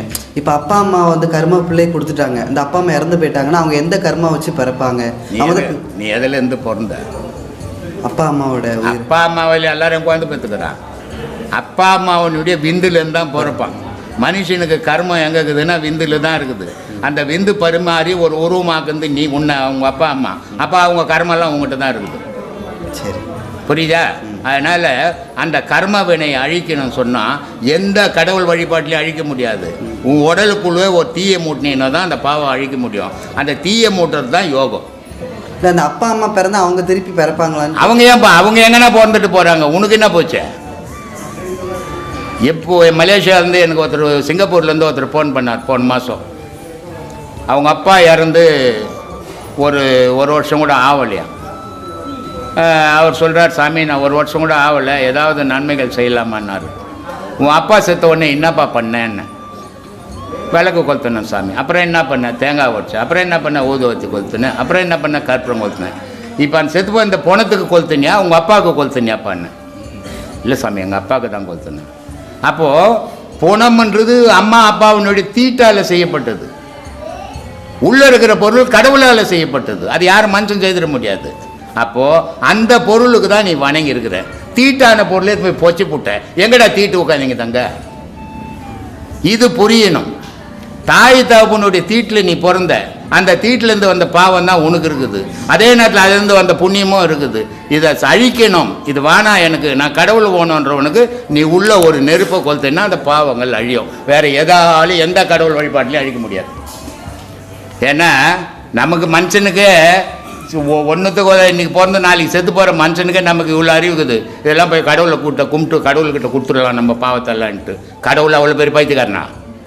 நம்மளே இவ்வளோ அறிவாளியாகிறோம், கடவுள் எவ்வளோ அறிவாளி? தொடவே மாட்டான் உன் பாவ புண்ணியத்தை நீயே அனுபவிச்சுட்டு போனோம் அவங்ககிட்ட. அவன் எப்படி அமிச்சானோ அப்படி போனா சேர்ப்பான். நீ வேறு மாதிரி போனா உன்னை சேர்க்க மாட்டான். காது மெல்லியாச்சு இங்கேயே தெத்திடுவோம். இதான் உலகத்தில் நடந்துன்னுக்கிற விஷயம். சாமி, அங்கே அன்னதானம் பண்ணுறாங்களே, அது எல்லாருக்கும் எப்படி வேணாலும் பண்ணலாமா? எப்படி அன்னதானம் பண்ணணும்னு முடிவு பண்ணிட்டேன். அப்போ யாருக்கு பண்ணுவாத்த? அதான் இருக்கப்பட்ட நீயே ஒரு 50 கிலோ ஆக்கி வச்சு துண்ண முடியுமா? 4 பேருக்கு போடுறதுக்கு தானே அன்னதானம். அது எப்படியாப்பட்டவனா இருந்தானா உள்ளே இருக்கிற உயிர் தானே, அந்த உயிருக்கு தானே அன்னதானம் பண்ணுற. அதில் என்ன வேற்றுமை இருக்குது? உயர்ந்தவன் தாழ்ந்த ஜாதி, உயர்ந்த ஜாதி, பணக்காரன், ஏழை, இதெல்லாம் அன்னதானம் பண்ணுறோம் பார்க்கவே கூடாது. பார்த்தான்னா அவன் சுயநலத்தில் அன்னதானம் பண்ணுறான்னு அர்த்தம். பொதுநலத்தில் அன்னதானம் பண்ணுறவன் ஜாதி, மதம், இனம், கோலம், கோத்திரம் எதையும் பார்க்காதவன் தான் கடவுள் வழிபாட்டில் உள்ளவன். அவன் அன்னதானம் எல்லாருக்கும் உரிமை உள்ளது. அது ஒருத்தனுக்கு தாழ்ந்தவனுக்கு உயர்ந்தவனுக்குலாம் கிடையாது. அதனால் அன்னதானம்ன்றது மனுஷனுக்கு பண்ணுறேன்னு எப்பவுமே நினைக்காதீங்க. கடவுளுன்ற ஒரு பொருள் உங்களுக்குள்ளே இல்லைன்னா மனுஷன்ற நீங்கள் இருக்க மாட்டீங்க இல்லையா? அப்போ கடவுளுன்ற பொருள் இருக்கணும் உங்களுக்குள்ளன்னா அன்னதம் வேணும், சாப்பாடு வேணும். நான் ஏற்கனவே ஒரு வீடியோவில் கூட சொல்லிக்கிறேன். கடவுள் என்னை காப்பாற்றிடுவார்னு போய் 10 நாள் ஒரு ரூமில் போட்டு ஒருத்தனை போட்டு, கடவுளே இல்லை சோறு தான் கடவுள்ன்றவனை ஒரு ரூமில் போட்டு சாப்பாடு ஓனன்றவனு கொடு, கடவுள் ஓனன்றவனுக்கு விட்டுடு, 10 நாள் 10 கதவு தந்தீங்கன்னா சாப்பிட்டவன் கிழங்கு மாதிரி நல்லா வெளியே வருவான். கடவுள் ஓனன்றவன் செத்து போயிருப்பான்னு. கடவுளெல்லாம் எவனையும் காப்பாற்ற மாட்டார். இந்த உலகத்தில் ஒருத்தரை காப்பாற்றணும்னா சாப்பாடு தான். அந்த சாப்பாட்டை நான் கடவுளுக்காக பண்ணுறேன்னு நினச்சின்னு பண்ணுங்க போங்க. ஐயா, என் பேர் குமரேஷன். சரிப்பா. இந்த கேள்வி கேட்கணுமா கேட்கக்கூடாதா தெரியல, ஆனால் கேட்குறேன். பெரியவங்கெல்லாம் சொல்லுவாங்க எங்கேயாவது போனால் நாவடக்கம் இருக்கணும். ஆமாம், நம்ம பாடத்துலேயும் அந்த நாவடக்கன்ட்டு ஒன்று வருது. சரி, அதுக்கு இதுக்கு என்ன ஐயா சம்பந்தம்? இந்த மாதிரி கூட்டத்தில் வந்து ஐயா நான் தான் அறிவாளி அப்படின்னு பேசினேன்னா அவனோட முட்டாள் யாரும் கிடையாது. ஏன்னா எல்லாம் குரு பேசுறாருன்னு கம்முன்னுப்பான். சில பேர் என்ன பண்ணுவோம், அதனை பசங்க மாதிரி வருவான், எனக்கு எல்லாம் தெரியான்னு வருவான், ஒன்றும் தெரியாது. அதனால் சொல்கிறாரு வள்ளுவர், யாகவராயனும் நாகாக்க சோகாப்பர் சொல்லியிருக்கப்பட அடுப்பா இந்த மாதிரி பேசுகிறேன் அசிங்கப்பட்டு போட்டு விடான்னாரு. அதனால் அசிங்கப்படக்கூடாதுன்னா நாக்கு அடை சொல்லு சாமி, டக்கு டக்குன்னு சொல்லுங்க.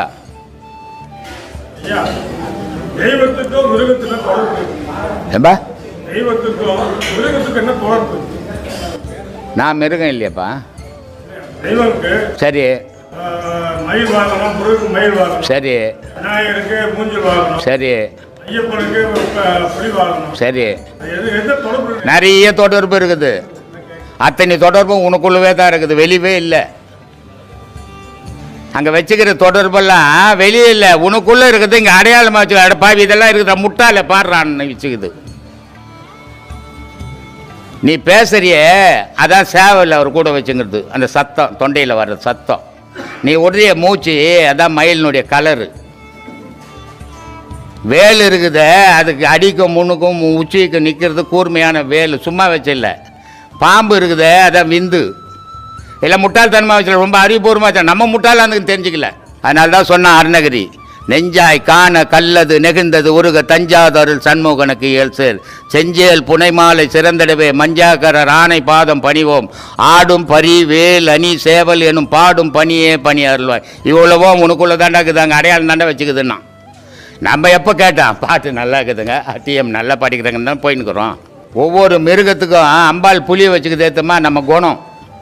மூர்க்க நம்ம மோசமானவன் நம்ம, ஆனால் உத்தம மாதிரி நடிச்சுக்கின்னுக்குறோம். அந்த குணத்துக்கு தான் புளியை வச்சுக்குது.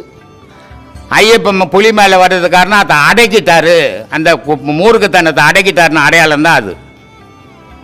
எதுவும் வீணாக வச்சில்லை. சிவபெருமான் உடுக்கை ஆட்டுறாரு, அவருக்கு என்ன பைத்தியமா உடுக்க ஆட்டுறதுக்கு?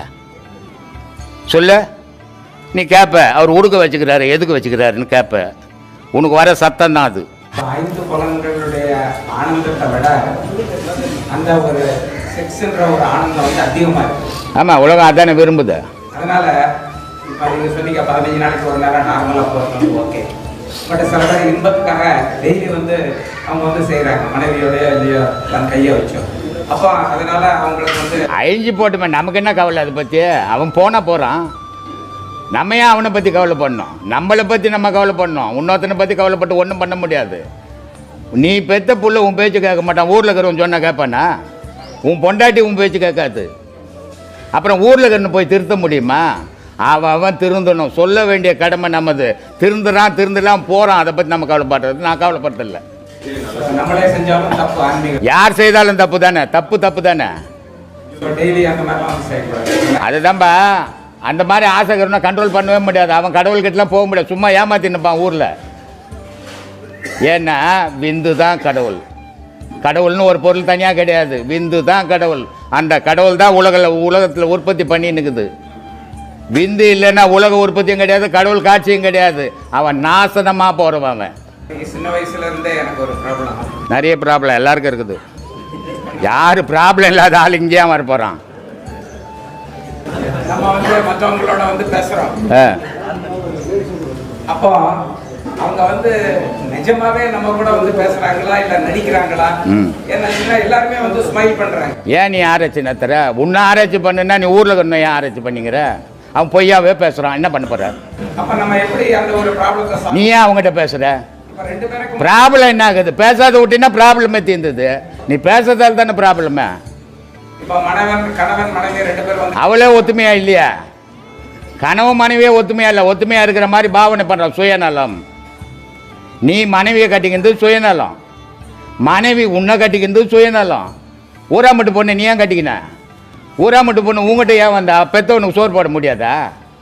உடல் இன்பத்தை கொடுக்க முடியாது பெத்தவன், அதனால் அவள் உன்னை தேடி வந்தா. நீ பெத்த தாய்கிட்ட உடல் இன்பம் அனுபவிக்க முடியாது, அதனால் இன்னொரு பெண்ணை தேடி போனேன். மொத்தத்தில் சுயநலத்தில் வாழ்ந்துன்னுக்குறீங்க. அவள் இல்லைன்னா நீ இருக்க முடியாது, நீ இல்லைன்னா அவள் இருக்க முடியாது. உனக்கு சுயநலம் சோறு கிடைக்காது அவள் இல்லைன்னா. நீ இல்லைன்னா அவளுக்கு வருமானம் கிடைக்காது. எல்லாம் சுயநலத்தில் வாழ்ந்துன்னு. ஒரு தாய் ஒரு குழந்தைய பெற்றுக்க நினைக்கிறா, எதுக்கு? சுயநலம். அவளுக்கு குழந்தை மலடின்னு ஒரு பேர் வந்துடும், அதனால் அவள் சுயநலத்துக்கு பெற்றுக்கிறா. அந்த சுயநலம் எதுக்கு அம்மா அப்பான்னு வாழுது? அதுக்கு உணவு வேணும், அது சுயநலத்தில் வாழுது. மொத்தம் உலகமே கடவுளே ஒரு சுயநலவாதி. போ, கடவுளை ஏன் என்ன படிக்கணும்? நான் ஏன் அவனை பற்றி பேசணும்? சுயநலவாதி. சொல்லுங்க. ஆனா மனுஷனா பிறந்த பின்னால ஒவ்வொருத்தருக்கும் ஒவ்வொருவருடைய உதவி தேவை இருக்குது. அவன் தனி ஒருவனால வந்து நிற்க முடியாது. எதாலையுமே தனி ஒருவனா நிற்க முடியாது. ஒரு பூச்சிப்புழு கூட நிற்க முடியாது. எல்லாருக்கும் எல்லா உதவியும் இருந்தால் தான் நீ வாழ்வான். 100 பேருக்கு ரத்த தான் நீ வாழ்வ. தனியாக ஒரு காட்டில் போய் வாழ செத்து போடுவேன். அதனால் உதவி இல்லாத ஒருத்தனால் வாழவே முடியாது. நீ போடுற துணி இன்னொருத்தன் நெய்ஞ்சது, நீ போடுற சத்து இன்னொருத்தன் தச்சது, நீ துன்ற உணவு இன்னொருத்தன் விவசாயம் பண்ணது. எல்லாம் உலகத்தோட ஒட்டி வாழ்ந்துன்னு தான் உயிரினம். போ. அப்படி இருக்கும் பொழுது நமக்கு எல்லாருடைய உதவியும் தேவைப்படுது. அவங்க வந்து கரெக்டாக பேசுன அவன் கரெக்டாக பேசுறனா பேசலையா நீ நினைக்கூடாது. நீ கரெக்டாக பேசுறியான்னு யோசிக்கணும். அவன் விருப்பத்துக்கு அவன் பேசுவான், நீ உன் விருப்பத்துக்கு அவனை கட்டாயப்படுத்தாத. நீ சரியாக பேசுறனா அவன் சொல்லுவான், அந்தாலும் என்னங்க பெரிய மனுஷனாகிறாரு இப்படி பேசுகிறாருன்னுவான் அவன். நீ சொல்கிற அவன் சரியாக பேச மாட்டாங்க, அவன் வஞ்சனை வச்சுன்னு பேசுகிறாங்கன்னு. இது மனிதனுடைய இனம். ஏன்னா பேச்சு இருக்கிறதால இப்படி சொல்லியிருந்துடுறான். மிருகம் சொல்லுமா? மிருகம் சொல்லுமா? சொல்லாது. ஏன்னா பாஷை இல்லை, அதனால் யாரையும் வேற்றுமையாக நினைக்கிறதில்ல. உனக்கு பேச்சு இருக்குது, எல்லாரையும் வேற்றுமையாக நினைக்கிற. நீ மட்டும் உத்தமன்னு நினைக்கிற. ஆனால் உன்னை விட அயோக்கியம் ஊரில் இருக்க முடியாது. ஏன்னா இன்னொருத்தனை தவறான கண்ணோட்டத்தில் பார்க்குறோம், இவன் தவறானவனாக தான் இருப்பான். எல்லாரும் நல்லவன் இவன் நினச்சிட்டான்னா இவன் நல்லவனாகவே இருப்பான். ஏன்னா யார் சொல்கிறது இவன் காதில் வாங்க மாட்டான். என்கிட்ட மைசூர் சிங்கப்பூர்லேருந்து 2 அம்மா வந்தாங்க. காலையில் 6 மணிக்கெல்லாம் வந்துட்டாங்க. அந்த மாதிரி சொல்கிறாங்க, சாமி நான் நிறைய உதவிகள் செய்கிறேன், என்னால் முடிஞ்ச உதவிகள் செய்கிறேன், ஆனால் என்னை எல்லாரும் கெட்டதாக தான் நினைக்கிறாங்கண்ணா. நான் சொன்னேன், நீ சொல்லக்கூடாது உதவி பண்ணுறேன்ட்டு. வீட்டு பக்கத்து வீட்டுக்கார் வந்து என்கிட்ட சொல்லணும், அந்தம்மா தங்கமானவங்க, அந்தம்மா நல்லா உதவி செய்கிறவங்க, நல்லவங்க சொன்னால் ஒத்துப்பேன். நீயே உன்னை பற்றி சொல்லி தெரியுதே, இதுவே தப்புன்ட்டு. அதனால் தன்னை திருத்திக்க முயற்சி பண்ணுங்க. இன்னொருத்த எப்படியாவது இருந்துட்டு போட்டு நமக்கு என்ன போச்சு? கெட்டவனாக இருக்கட்டுமே, நமக்கு என்ன? அவன் பட போகிறான் அதனுடைய விளைவுகளை. அதனால் இன்னொருத்தரை குறை சொல்கிறத மறந்துடுங்க முதல்ல. சொல்லுங்கம்மா. யோசிக்கவே கூடாதுங்க. உங்களை பற்றி யோசிங்க, உங்களுக்கு நல்லது. மற்றவனை பற்றி போச்சுன்னா உங்களுக்கு மன ஓச்சல் தான் வரும். ஒரு குழந்தை நீங்கள் பெற்ற புள்ள, நீங்கள் நினைக்கிறபடி அது இருக்கணும், இருந்தால் உங்களுக்கு சந்தோஷம். ஆனால் நீங்கள் நினைக்கிறபடி அது இருக்காது, அது நினைக்கிறபடி தான் அது செய்யும். மன ஓச்சல் தானே. ஒன்றும் பேச மாட்டாங்க. அவன் பேசுறது உண்மை, உனக்கு பொய்யாகுது. நீ பேசுறது அவனுக்கு பொய்யாகுது. யாரும் உண்மையை பேசுவான்? உண்மையை பேச முடியுமா உலகத்தில்? பாதி உண்மை பேசுவான், பாதி பொய் சொல்லுவான். எந்த உத்தமனும் உண்மையை பேசணும் கிடையாது உலகத்தில். இறைவனை காண்பது எப்படி? இறைவனை காண்பது எப்படி? உலகத்தை மறந்தீங்கன்னா இறைவனை காணலாம். ஐயா, பிரம்மச்சாரிகள் வந்து கல்யாணத்துக்கு முன் எப்படி ஃபாலோ பண்ணுறது, கல்யாணத்துக்கு அப்புறம் எப்படி? கல்யாணத்துக்கு முன்னே பிரம்மச்சாரியாக தானே இருக்கிற. அப்புறம் என்ன கல்யாணத்துக்கு முன்னு பின்னு செத்த பிறகு எப்படிங்க பிழைக்கும் போது எப்படிங்கன்னு கேட்குற மாதிரி இருக்குதப்பா. கல்யாணம் ஆகலாமே அவன் பிரம்மச்சாரி தானேப்பா. கல்யாணம் ஆனால் தானே சம்சாரி. சம்சார வாழ்க்கையில் ஒத்து இருக்கணும், பிரம்மச்சாரத்தில் நல்ல பழக்கத்தை கடைப்பிடிக்கணும். இன்னொரு எந்த திதி கொடுக்காம விட்டாக்கா மாலை அமாவாசை கொடுக்குறாங்க. சரி, எதனால் மாற்றி கொடுக்கலாம்? மாலை அமாவாசை எதுக்கு பண்ணுற, திதி எதுக்கு பண்ணுற? இறந்தான் போயிட்டான், உனக்கு என்ன இருக்குது? இல்லை நீ பண்ணுற திதி அவன் வந்து என்ன சோர்க்க பண்ண உன்ன? இல்லை நீ கொடுக்கறதுக்கு அவன் இருக்கிற இடம் அட்ரஸ் தெரியுமா? இல்லை ஐயருக்கு தெரியுமா? இது குடும்பத்துக்குள்ளே மன நிறைவுக்கு செய்கிறது. செத்தவன் போனவன் தான், அவன் எங்கேயோ போய் பிறந்து வளர்ந்துக்கின்னுக்குறான். நீ கொடுக்குற திதி அவன் வாங்க மாட்டான். அது ஏன் ஒரு வருஷத்துக்கு ஒரு வாட்டி தான் பசி எடுக்குமா? மாலை அமாவாசைக்கு சோறு போட்டதான் டெய்லி பசி இருக்காதா? நீ மட்டும் 3 வேளை சாப்பிட்றிய, அவனுக்கு வருஷத்துக்கு ஒரு நாள் ஒரு வேளை கொடுக்குறிய, எப்படி நியாயம்? 3 வேளை கொடுக்கணும்னா டெய்லி செத்தவன் 3 வேளை தான் சாப்பிட்டுக்கின்னு இருந்தான். வருஷத்துக்கு ஒரு வாட்டி ஒரு பிடி சோறு கொடுக்குறியா, அது என்ன நியாயம் சொல்லுப்பா? தானே கேட்ட, வா பேசலாம், வாப்பா. இதையெல்லாம் வந்து ஒரு குடும்பத்துக்குள்ளே இதெல்லாம் செய்தால் தான் ஒரு நாள். இப்போ காலத்தில் வந்து டெய்லி பாஸ்போர்ட்டில் போய் பிரியாணி சாப்பிட்டுறீங்க இல்லை? அது மாதிரி அவசர உலகம், எங்கே போனாலும் எது வேணால் கிடைக்கும். ஒரு காலத்தில் எதுவுமே சரியான சாப்பாடே கிடைக்காது, அவனுக்கு உழைப்பே சரியாக இருக்கும். அதுக்காக இந்த மாதிரி நாள்களை வகுத்து அவனுக்கு அந்த நாள் ரெஸ்ட் எடுத்து அவன் நல்ல உணவுகளை செய்து சாப்பிட்றதுக்கு வச்ச சாங்கியங்கள் இதுதான்.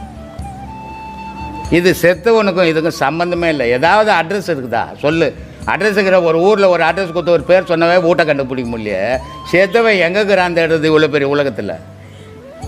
அதனால் இதெல்லாம் அதுக்காக செய்து வச்சது. சொல்லுங்கப்பா, டக்கு டக்குன்னு சொல்லுங்க. ஐயா, பஞ்சபூதங்களால் படைக்கப்படுது இங்கே இருக்கிற எல்லா உயிர்களும். அது மிருகத்துக்கும் மனிதனுக்கும் உள்ள வித்தியாசம் எல்லாத்துலேயும் இது பஞ்சபூதம் படைக்கப்பட்டு அதையும் கடவுளை அடையணும். கடவுளை அடையணும்னா எண்ணம் எப்போ பார்த்து? இப்போ உங்களுக்கு என்ன வயசு? என் வயசு 30. நீ பிறந்த உடனே உண்மையான கடவுளை தேடணும், அப்போவே இல்லை தேடிக்கணும். 30 வருஷம் என்ன பண்ணியிருந்த? என்ன பண்ணியிருந்த? எங்கேயோ வாங்கி இருக்குது, அதனால் இப்போ கடவுளை தேடலான்னு வந்திருக்குது இல்லையா? மனுஷன் கடவுளை எப்போ தேடுறான்? ஒன்று இன்பம் கிடைக்கணும், அப்போ சாமியை நல்ல இன்பத்தை கொடுத்த சாமின்னு கும்பிட்றான். இல்லை நல்ல ஆப்பு வரணும், ஐயா எனக்கு இப்படிப்பட்ட துன்பம் வந்துடுச்சு, இப்போ காப்பாற்ற என்ன ஆள் இல்லை, நீ தான் ஓணணும். வாழ்க்கையில் ஒருத்தனுக்கு விருத்தி வரும்போது தான் அவன் இறைவன்ற ஒரு பொருளையே நினைக்கிறான். வாழ்க்கையில் விருத்தி இல்லாத வரைக்கும் எவனும் இறைவனை நினைக்கிறதே இல்லை. ஆசையில் நாய் அலைகிற மாதிரி அலைஞ்சின்னு இருக்கிறான். எப்படி இறைவனை அடைவான்? இறைவனை நீ பார்க்கும்போது உலகம் உன் கண்ணுக்கு தெரியாது, உலகம் இருக்காது. இறைவன் உன் கண்ணிலேருந்து மறையும் போது உலகம் வந்துடும், இறைவன் இருக்க மாட்டான். இப்படி இருவிதமான வாழ்வு அது. நீ எப்போ உலகத்தை இழக்கிறியோ இறைவன் உன்னோட உறவு கொள்ளுவான். நீ எப்போ உலகத்தோட உறவு கொள்கிற இறைவன் உன்னை விட்டு விலகிடுவான். இதுதான் இயற்கை.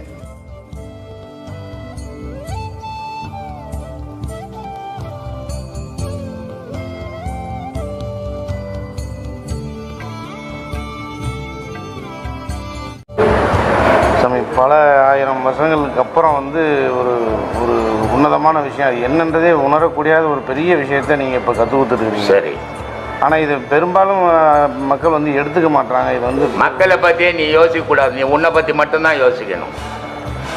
நீ பெத்த புள்ளியே உன்னால் நீ நினைக்கிறபடி வாழ வைக்க முடியாது. உன் அம்மா நினைச்சபடி நீ வாழலை.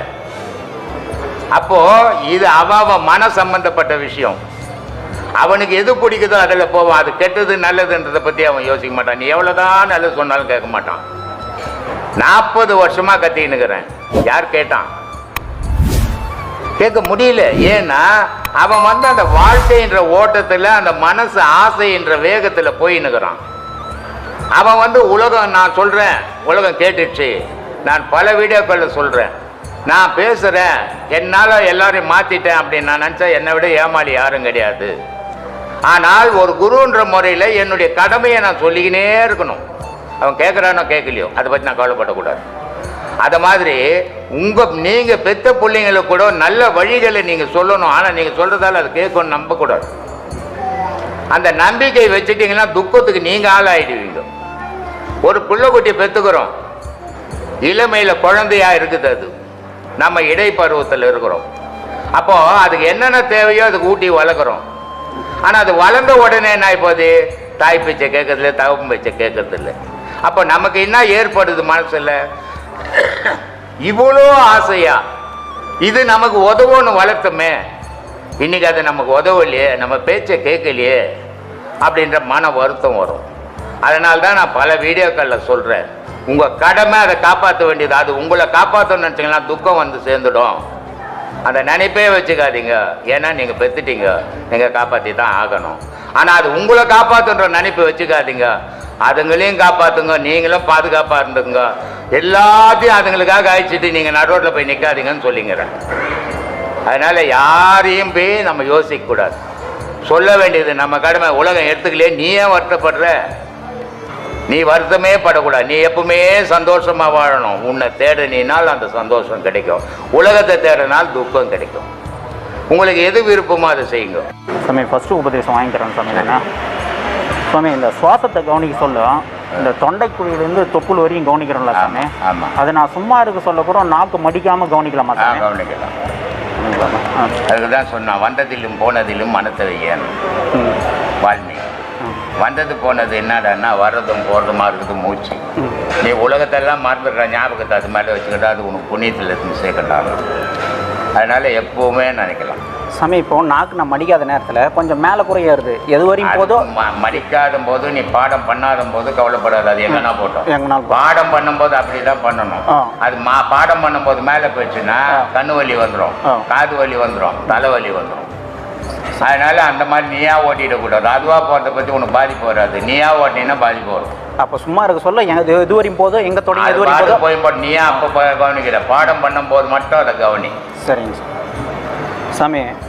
அந்த காதில் சத்தம் தொடர்ந்து வந்துங்க நேருது, நைட்டில் தூங்க சொல்லுவேன். அது நீங்கள் ஏற்கனவே வந்து ஒரு இடத்துல சொல்லியிருந்தீங்க, நாதன் மனத்தை அடக்கும்னு. அது தொடர்ந்து நம்ம ஃபர்ஸ்ட் உபதேசம் தான் கேட்டுக்கிறேன். அது ஒன்றும் நாத உபதேசங்கிறது இப்போ ஒரு சவுண்ட் தான் வரும். நாத உபதேசங்கிறது அப்போ 10 சவுண்டு வரும். சரிங்க சாமி. நீங்கள் இந்த எல்லாம் நிர்ணயிக்கப்பட்ட வாழ்க்கைன்னு நீங்கள் சொன்னோன்னே அந்த ஒரே ஒரு விஷயம் மட்டும் எனக்குள்ள பெரிய மாற்றத்தை ஏற்பட்டு எண்ணங்கள்லாம் பெரிய அளவுக்கு அந்த அந்த வார்த்தையே நிறைய எண்ணங்களை வந்து எனக்கு நிறுத்திட்டு அதனால் பெரிய அளவுக்கு நன்மையாக இருக்குது. நல்லா இருக்கும் வாழ்க்கையில். ஒவ்வொருத்தரும் மனிதனுடைய வாழ்வு ஓஹோன்னு ஓடி ஓடி சம்பாதிக்கிறதும் இல்லை, அதே நேரத்தில் சம்பாதிச்சதை கண்டபடியாக போய் அழிக்கிறதும் இல்லை. மனதை அமைதியாக வச்சுக்கிறது தான் மனுஷனுடைய வாழ்வு. அந்த அமைதியாக வச்சுக்க விரும்புறதில்லை, தாரவாரம் பண்ணி அலங்கோலம் பண்ணி கெடுத்துட்றான். தெய்வ வழிபாடுன்றது மன அமைதியோடு இருக்கும்போது தான் தெரியும். மன ஆரவாரமாக இருக்கும்போது தெய்வ வழிபாடு தெரியாது. அது சும்மா மன சந்தோஷத்துக்கு செய்கிற விஷயங்கள். மனம் எப்போ அமைதி பெறுதோ அப்போ தான் தெய்வம் தெரியும். அதனால தான் சொன்னார், முத்து முகமடியோ முச்சந்தி வீதியிலே 10ஆம் மிதபரப்பி பஞ்சனையின் மேல் நிறுத்தி அத்தை அடக்கு நிலை யாருமில்லா வேலையிலே குத்து விளக்கேற்றி என் கண்ணம்மா கோலமிட்டு பாறேன். யாரும் இருக்கக்கூடாதுரா. அந்த நேரத்தில் மூச்சு அடைக்கி பாடுறா தெய்வத்தை, அதாண்டா தெய்வ வழிபாடு. கூட்டம் கூட்டிக்கணும் மோனாச்சின்னு கும்மால் அடிக்கிறது தெய்வ வழிபாடில், அது ஒரு மன சந்தோஷத்துக்கு செய்கிற விஷயம்தான். சாமி நீங்கள் சொன்னதுனால வந்து என்னால் முடிஞ்சு இந்த டெய்லி 2 பேருக்கு அன்னதானம் பண்ணுறேன் சாமி. அதனால் பெரிய திருப்தி. நான் அவங்கள வந்து மனுஷங்களா பார்க்கல, அவங்களுக்குள்ளே இருக்கிற கடவுளை பார்க்குறோம் சாமி. போன ஏப்ரல் மாதம் 29ஆம் தேதி என்னுடைய 74வது பிறந்த நாள். அன்றைக்கி எங்கிட்ட என்ன சொன்னாங்க, ஒரு 3 பேர் நாங்கள் அன்னதானம் பண்ண போகிறோம் சாமின்னு ஒரு 3 ஏரியாவில் சொன்னாங்க. அந்த 3 பேர் தான் சொன்னது அன்னதானம் பண்ண போகிறோம். கட்சியில் அன்னதானம் பண்ணது 13 பேர் பண்ணாங்க. ஆனால் அந்த 13 பேர் பண்ண அன்னதானத்தில் எனக்கு ஒரு பிடி கூட கிடைக்கல. ஆனால் என் பேரால் எத்தனை வயிறு பசியாச்சு. அது ஒரு நல்ல செயல் தானே. அதனால் அந்த மாதிரி செய்யுங்க. இல்லாதவன் பசியாருன்னா மனுஷனுக்கு போடுறோன்னு நினச்சிக்காதீங்க, இறைவன் வாழறான் அந்த கோவிலில் கொட்டுறோன்னு நினச்சிக்கோங்க. அது உங்களுக்கு புண்ணியத்தை தரும். இதுக்கு முன்னே சாமி நான் உங்கள் பாடம் கேட்கறதுக்கு முன்னே இதுக்கு முன்னெலாம் அப்போ கூட நான் யாரானா பிச்சைக்காரங்களுக்கு தர்மம் பண்ணுவேன். ஆனால் ஆள் பார்த்து பண்ணுவேன். கொஞ்சம் ஒரு மாதிரி குடிக்கார மாரி இருந்தாங்கன்னா அவங்க போட மாட்டேன். இது எடுத்து போயிட்டு அவங்க சாராயம் குடிச்சிட்டு அவங்க சமுதாயத்தில் வேறு மாதிரி நடந்துப்பாங்க அப்படி எனத்துக்கோசம் போட மாட்டேன். நீங்கள் எப்போ இந்த தர்மம் பண்ணீங்களா, டேய் அவங்க கையை நீட்டினானா போடு, அவன் எதுவானா இருக்கட்டும், நம்மளுக்கு அது தேவையில்லை. அவன் கை நீட்டினா போடும். போன மாதம் 11ஆம் தேதி இந்த ரூப் போட்டோம். எதிர இருக்கிற இடத்துக்கு சமையல் ரூமும் டைனிங் ஹாலும் ரூப் போட்டோம். எல்லா இடத்துலையும் உலகத்தில் பெரிய பெரிய அப்பார்ட்மெண்ட்டு, பெரிய பெரிய காம்ப்ளெக்ஸ் கூட கட்டுவான், கூலி கொடுப்பான் எல்லா இடத்துலையும். ஆனால் நம்ம அதை கூலிக்குன்னு அதை செய்யலை, தொண்டுக்குன்னு செய்கிறோம். அதை அன்றைக்கி நான் என்ன பண்ணேன், காலையில் பப்ஸு பர்கரு இதெல்லாம் காலையில் கொடுத்து, டீ கொடுத்து, மத்தியானம் வடை பாயசம் சாப்பாடு போடும்போது எல்லாருக்கும் ஒரு டோக்கன் கொடுத்தேன். ஆம்பளைங்களுக்கெல்லாம் வேஷ்டி டவலு, பொம்பளைங்களுக்கெல்லாம் புடவை ஜாக்கெட்டுன்னு கொடுத்தாங்க. ஒரு 70 பேருக்கு கொடுத்தாங்க. அந்த 70 பேர் வாங்கின்னு சொல்லிட்டு போகிறேன். உலகத்தில் இது வரைக்கும் எவ்வளோ ஆயிரக்கணக்கான இடத்துல ஜல்லி போட்டோம், எங்கேயுமே இப்படி கொடுக்கல. துணி மட்டும் கொடுக்கல, துணி மேலே எல்லாருக்கும் 100 ரூபாய் வச்சு கொடுத்தேன். அப்போது அந்த வாழ்த்துதல், இந்த ஆசிரமம் நல்லாயிருக்கும். நான் நல்லா இருக்கிறேன்னா நல்லா இல்லையா பிரச்சனை இல்லை. ஆசிரமம் நல்லா இருந்தால் நாளைக்கு எத்தனை லட்சம் பேருக்கு அது உபயோகமாகும். அந்த மாதிரியான செயல்களை செய்ய